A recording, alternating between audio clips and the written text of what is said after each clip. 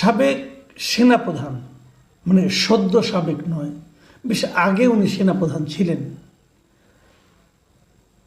ইকবাল করিম ভূঁইয়া, উনি সকলের কাছে IKB নামে পরিচিত। তো এই ভদ্রলোকের এই যে আমাদের বিপ্লবটা হয়ে গেল, আমরা যেটাকে জুলাই বিপ্লব বলি, অগাস্টের যে অভ্যুত্থানটা বলি, এই সময় ওনার ভূমিকা ছিল খুবই অসাধারণ।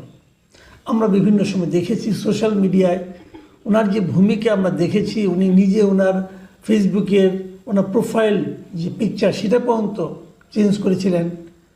সেই বিপ্লবের যে জন্য যেটা ভালো ছিল, আন্দোলনের জন্য যেটা পজিটিভ ছিল, সে ধরনের ছবি উনি লাগিয়েছিলেন, লাল করেছিলেন, যেটা আমরা সবাই করেছিলাম। এবং উনি নিজেকে দূরে সরিয়ে রাখেননি, বরঞ্চ ওনার প্রত্যেকটা কর্মকাণ্ড এই আন্দোলনের পক্ষে কাজ করেছে। কোনো কোনো জায়গায় আমি মনে করি ট্রিগারটাও উনি টিপেছেন, আমার কাছে এমনটি মনে হয়েছিল। সে সময় আমার মনে আছে যে এই বিভিন্ন অবসরপ্রাপ্ত সামরিক কর্মকর্তা, এই DOA যেগুলো আছে, মিরপুর DOA সহ, ওখানেই প্রথম শুরু হয় যে ওই অবসরপ্রাপ্ত সামরিক কর্মকর্তারা তাদের পরিবার নিয়ে পর্যন্ত কিন্তু রাস্তায় নেমে গিয়েছিল, এবং সেটা পুরোটাই এই ইকবাল করিম ভূঁইয়ার অবদান ছিল বলে আমি মনে করি। শুরুটা ওনার মাধ্যমে, উনি কিন্তু এই জন্য মানে আপনার প্রেস ব্রিফিং করেছেন এবং উনি বলেছেন যে আর্মিদের উচিত হবে না যে নিরীহ মানুষকে লক্ষ্য করে গুলি করা, এবং তার এই আহ্বান যিনি জানিয়েছিলেন সেটা দুর্দান্তভাবে কাজ করেছিল। সামরিক বাহিনী যারা রাস্তায় ছিল তাদের উপর প্রভাব বিস্তার করেছিল।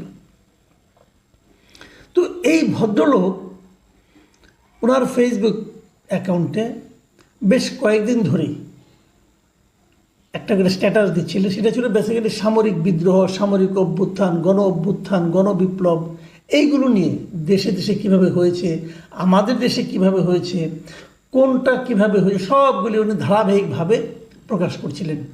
এরকম 1-2 করে করে 17 খণ্ড উনি প্রকাশ করেছেন। এই সর্বশেষ যে খণ্ডটা উনি প্রকাশ করেছেন, সপ্তদশ অংশ যেটা ছিল, সেখানে উনি আমাদের এই জুলাই বিপ্লবের সময় কি হয়েছে, এটা কিভাবে শুরু হলো, কিভাবে শেষ হলো, এবং সর্বশেষ যে ঘটনাগুলি ঘটলো সেগুলিও বর্ণনা করেছেন।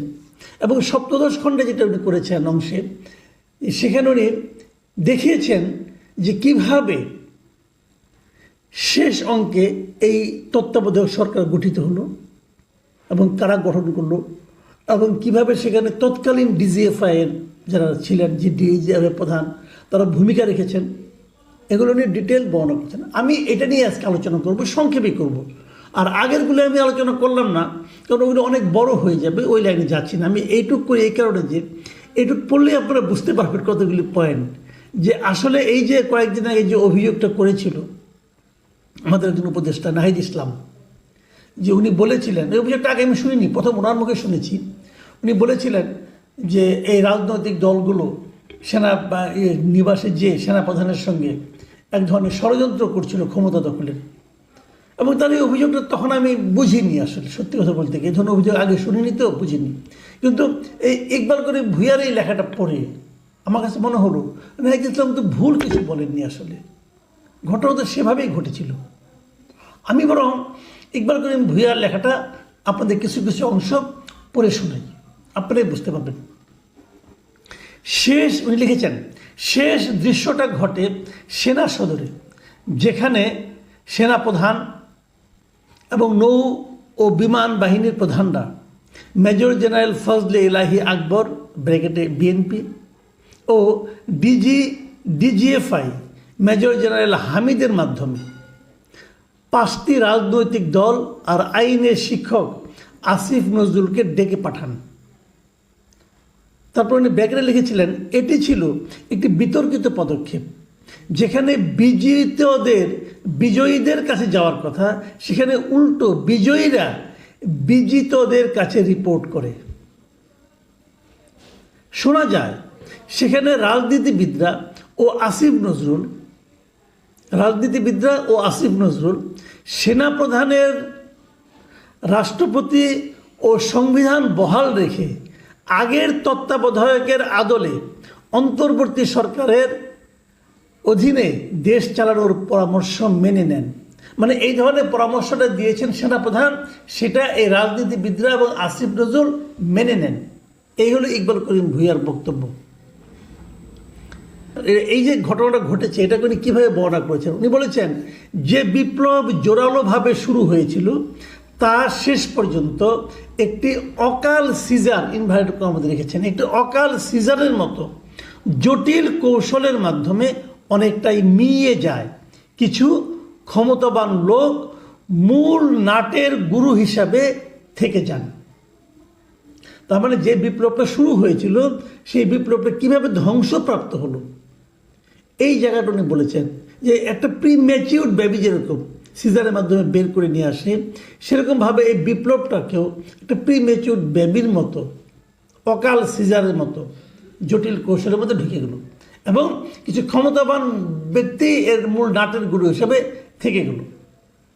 এখন উনি বিপ্লবটা কেমন হতে পারত সে সংক্রান্ত কিছু কথা বলেছেন। তিনি বলেছেন যদি আদর্শভাবে ফরাসি ও রুশ বিপ্লবের ন্যায় এই বিপ্লব সম্পূর্ণ সাফল্য পেতে চাইত তাহলে হয়তো গণভবন ও বঙ্গভবন একযোগে দখল হতো, বিদ্যমান সংবিধান ছিঁড়ে ফেলা হতো, আর আগের শাসনের সহায়তায় যেসব ঊর্ধ্বতন সামরিক কর্মকর্তা নিষ্ঠুরতা চালিয়েছেন তাদের সবাই হয় দেশ ছাড়া হতেন বা বিচারের মুখোমুখি হতেন। গড়ে উঠত একটা বিপ্লবী পরিষদ যারা নতুন শাসন ব্যবস্থা প্রণয়ন, মৌলিক সংস্কার এবং গণভোটের মাধ্যমে নতুন সংবিধান প্রতিষ্ঠার পথ তৈরি করত। ওনার এই পরামর্শটা আমার কাছে মানে অসাধারণ মনে হচ্ছে। উনি এই কথাটাই বলেছেন যে এটা আসলে তো বিপ্লবের মাধ্যমে সরকার পতন হয়েছে, কিন্তু বিপ্লবের মাধ্যমে সরকার গঠন হয়নি। That was the main problem. এবং যে কথাটা আমি বারবার বলি, অনেকে আমাকে ভুল বুঝেন যে এই কথাগুলো আমি কেন বলি। আমি সবসময় বলি যে আপনারা তো সংবিধানের অধীনে শপথ নিয়েছেন, আপনারা কেন নিতে গেলেন? নিতেন না, বলতেন যে এই সংবিধান আমরা মানি না। যখন আপনি সংবিধানের অধীনে শপথ নেন তখন তো আপনাকে সংবিধান মানতে হবে। আমি এই কথাটা শুরু থেকেই বলছি।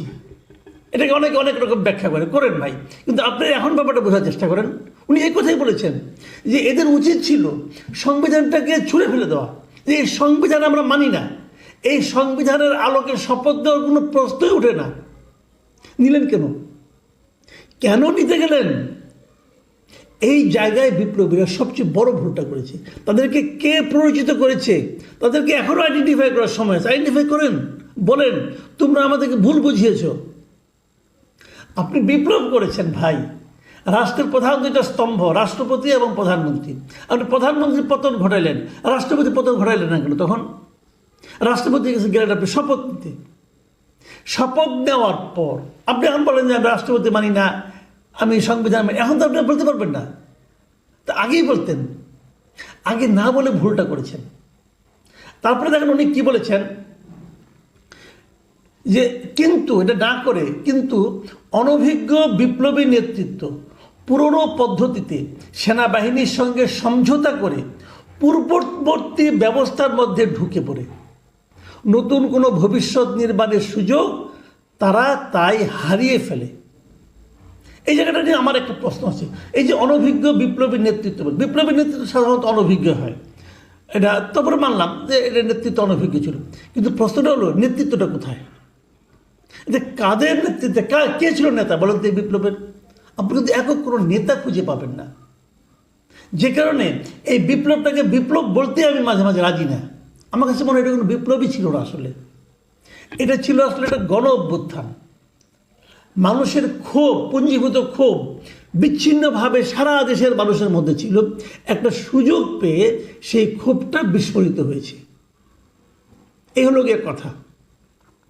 তাহলে এই জন্য আপনি কাকে দায়ী করবেন? আপনি কোন নেতৃত্বের কথা দাবি করবেন? তার দায়টাই আপনি কাকে দেবেন? উনি যেভাবে শেষ করেছেন সেটা পড়ি। উনি বলেছেন এরকম এই পরিস্থিতিতে ক্ষমতার শূন্যতা সৃষ্টি হয়, যার ফাঁক দিয়ে অন্য বৃহৎ রাজনৈতিক দলটি আওয়ামী লীগের ফেলে যাওয়া শূন্য জুতোয় পা গলিয়ে দ্রুত আরেকটি স্বৈরতন্ত্র প্রতিষ্ঠার পথে দ্রুত ধাবমান হয়। মানে উনি এরা বিএনপিকে ইঙ্গিত করছেন যে অন্য বৃহৎ রাজনৈতিক দলটি, মানে আওয়ামী ফরম্যাটেই আবার বিএনপি ক্ষমতা দখলের জন্য অগ্রসর হচ্ছে। কিন্তু এখানে যে জিনিসটা নাকি আমার কাছে গুরুত্বপূর্ণ মনে হয়েছে, সেই জিনিসটা আমি একটু বলতে চাই। দেখেন, এই আন্দোলনটা কিন্তু আন্দোলন থাকতো যদি ছাত্রদেরকে আপনারা বাইরে রাখতে পারতেন। আমি শুরুর থেকে একটা কথা বলছিলাম যে এই যে নেতৃত্বগুলি, এই যে উপদেষ্টাগুলি, এরা কারা কোনটা নিয়েছে। এই যে যেখানে বসে তারা মিটিং করেছে, আর্মিদের যে মিটিং, সেই মিটিংয়ে কিন্তু ডক্টর ইউনূসের নামটা আসে নাই। খেয়াল করেন, ওই ইউনূসের নামটা কিন্তু আসে নাই। ইউনূসকে পরে ছাত্ররা ঢুকিয়েছে এখানে। এই যে ছাত্ররা ইউনূসের নামটা ঢুকালো, তারপরে যে উপদেষ্টা মণ্ডলী হলো, এটাও কিন্তু টোটালি ইউনূস সাহেবের সঙ্গে, ইউনূস সাহেব নিজেও বলেছেন উনি এটা পেয়েছেন, উনি এটা গ্রহণ করেছেন, তার মধ্যে উনি নিজের মতো করে কয়েকজনকে ঢুকিয়েছেন। এই জায়গাও কিন্তু একটু ঝামেলা আছে। আরেকটা যেটা বড় ঝামেলা, যেটা আমি শুরু থেকে বলে আসছি, টোটাল ছাত্রদের একটা ঐক্য ছিল সারা দেশে, সে ঐক্যটাও সুকৌশলে ভেঙে দেওয়া হয়েছে। কিভাবে? দুজন ছাত্রকে প্রথমেই উপদেষ্টা মণ্ডলীতে নিয়ে যাওয়ার মাধ্যমে। যখন দুজনকে আপনি নিয়ে নিয়েছেন, তখন কিন্তু ছাত্রদের ঐক্যটা আর থাকেনি। অথচ ছাত্ররা ঐক্য থাকতে পারতো। প্রত্যেকটা বিশ্ববিদ্যালয় থেকে, প্রত্যেকটা শিক্ষা প্রতিষ্ঠান থেকে লোকজনকে নিয়ে তারা একটা বিপ্লবী কমিটি করতে পারতো, এবং সেই কমিটি প্রতিটা মুহূর্তে, প্রতি মাসে একবার করে সরকারের সঙ্গে বসতে পারতো, তাদেরকে বলতে পারতো আমরা এটা চাই নাই, আমরা এটা চেয়েছি, এভাবে বলতে পারতো। কিন্তু সেটা আর হলো না, হয়ে গেল উল্টাটা। তাদেরকে দ্রুত কয়েকজনকে চুজ অ্যান্ড পিকের মাধ্যমে একজনকে একটা বসে এবং লোভ দেখানো হলো। সেই লোভের গর্তে কিন্তু তারা হারিয়ে গেল, সারা দেশে ঐক্যটা ভেঙে গেল, এবং বিভিন্ন জায়গায় তারা নিজেরা নানাভাবে মানে এমন সব কর্মে জড়িয়ে পড়লো যা নিয়ে নাকি বিতর্ক তৈরি হলো। এই জায়গাটাতে একটা ভুল হয়ে গেছে, এবং এটা ভুল না, এটা ইন্টেনশনালি করা হয়েছে। যারা ডক্টর ইউনূসকে বাদ দিয়ে করতে চেয়েছিল উপদেষ্টা মণ্ডলী, তারা যখন বাদ দিতে না পারলো, তখন তারা ছাত্রদের ঐক্যটাকে নষ্ট করার জন্য দুজন ছাত্রকে এখানে ঢুকিয়ে দিল। এটা হলো আমার বিশ্লেষণ, এটা কিন্তু ওনার বিশ্লেষণ না, আমার বিশ্লেষণ। তারপর আমি বলবো, এই পুরো আন্দোলন নিয়ে যারা ভাবছিলেন, তারা এখন নতুন করে এই ইকবাল করিম ভূঁইয়া সাহেবের এই যে স্ট্যাটাস এবং ওনার যে লেখা ডিটেল আপনারা পড়ে দেখতে পারেন। আপনারা পড়লে বুঝতে পারবেন উনি বিপ্লবটাকে কীভাবে ডিফাইন করেছেন, এই আন্দোলনটাকে উনি কীভাবে দেখেছেন। এবং আমার মনে হয়েছে এটা খুব একটা নির্মোহ বিশ্লেষণ হয়েছে। কিছু কিছু ক্ষেত্রে আপনার সঙ্গে মিলবে না, আমারও মিলেনি, তাতে কিছু যায় আসে না।